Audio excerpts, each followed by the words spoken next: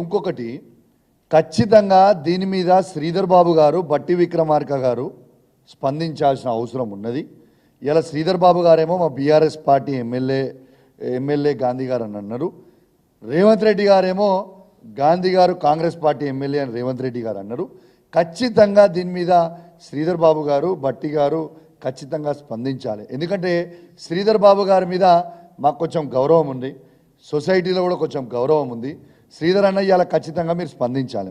ఇంకొకటి కూడా breaking news ఇవాళ మీకు చెప్తా, కొంచెం దయచేసి రాసుకోండి. ఇంతకుముందు చెప్దామనేది మళ్ళీ దీంట్లో మర్చిపోయినా, ఎప్పటి నుంచో చెప్దాం అనుకుంటున్నా, నాకు చెప్పే అవకాశం దొరుకుతలేకుండే ఇవాళ చెప్తున్నా. ఇవాళ హైడ్రాలో మీకు ఇవాళ బ్రేకింగ్ న్యూస్ చెప్తా ఉన్నాను. హైడ్రాలో ఇవాళ వాళ్ళ అన్నది తిరుపతి రెడ్డి గారి ఇల్లు కూలగొడతా అని చెప్పి నోటీస్ ఇచ్చి 20-25 రోజులైనాయి. అక్కడ ఉన్న పేద ప్రజల ఇండ్లేమో నోటీసులు ఇవ్వకుండానే కూలగొడుతుర్రు. ఇది వాస్తవమా కాదా ఒక్కసారి గమనించండి. ఇప్పటికీ 20 రోజులైంది. తిరుపతి రెడ్డి గారి ఇల్లు ఇప్పటిదాకా మీరు ఎందుకు డిస్మాంటిల్ చేయలేదు? ఎఫ్టీఎల్లో ఉన్నప్పుడు మీరు ఎందుకు డిస్మాంటిల్ చేయలేదు? యావత్ తెలంగాణ ప్రజలకి నువ్వు జవాబు చెప్పాలి. ఒక్కటి. రెండోది నేను మీకు ఇలా చెప్పేది ఏంటంటే సెన్సేషనల్ న్యూస్. అరే తిరుపతి రెడ్డి గారు, రేపు ఏమనుకోవద్దు, ప్రజలు ఇట్లా ఏమని అనుకుంటారు నీ ఇల్లు కూలగొట్టకపోతే, కాబట్టి రేపు బాగా ప్రెషర్ వస్తే నీ ఇల్లు కూలగొడతా అని చెప్పి తిరుపతి రెడ్డితో అండర్స్టాండింగ్ చేసుకొని ఇలా వెసెల్లా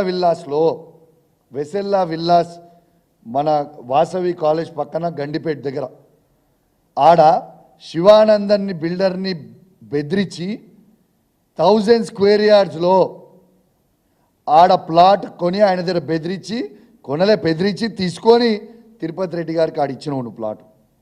ఇది నిజం కాదా? తెలంగాణ ప్రజలకి జవాబు చెప్పు. తిరుపతి రెడ్డికి ఆడ ప్లాట్ ఇచ్చినావు, ఇల్లు ఇచ్చినావు, ఈడ కూలగొడతావు, మా అన్నది ఈడ కూలగొట్టినా అని చెప్తావు. ఇది నిజం కాదా?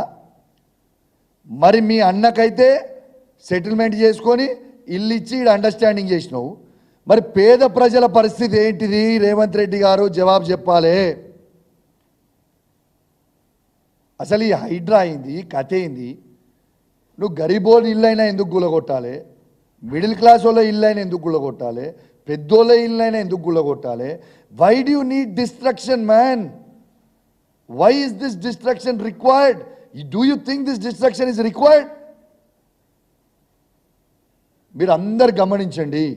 కేసీఆర్ గారి నాయకత్వంలో కేసీఆర్ గారు ఉన్నప్పుడు, కేసీఆర్ గారి గవర్నమెంట్ ఉన్నప్పుడు, బీఆర్ఎస్ పార్టీ గవర్నమెంట్ ఉన్నప్పుడు ఏమని వచ్చేది? తెల్లారి పేపర్ తెరిస్తే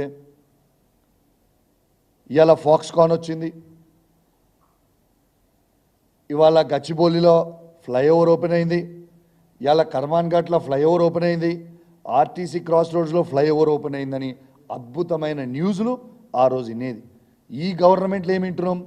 పొద్దున్న లేస్తే ఈ పేదోళ్ళు ఇల్లు కూలగొట్టినాం, ఆ పేదోళ్ళు ఇల్లు కూలగొట్టినాం, వీళ్ళది నోటీస్ ఇచ్చి కూలగొట్టినాం, తెల్లారు లేస్తే రేవంత్ రెడ్డి గారు వసూలు చేసిర్రు. ఇది మనం వినేది. ఇది కావాలా తెలంగాణ ప్రజలకి? ఇది అందరు కూడా గమనించాలని కోరుకుంటూ సెలవు తీసుకుంటా ఉన్నాను. జై తెలంగాణ.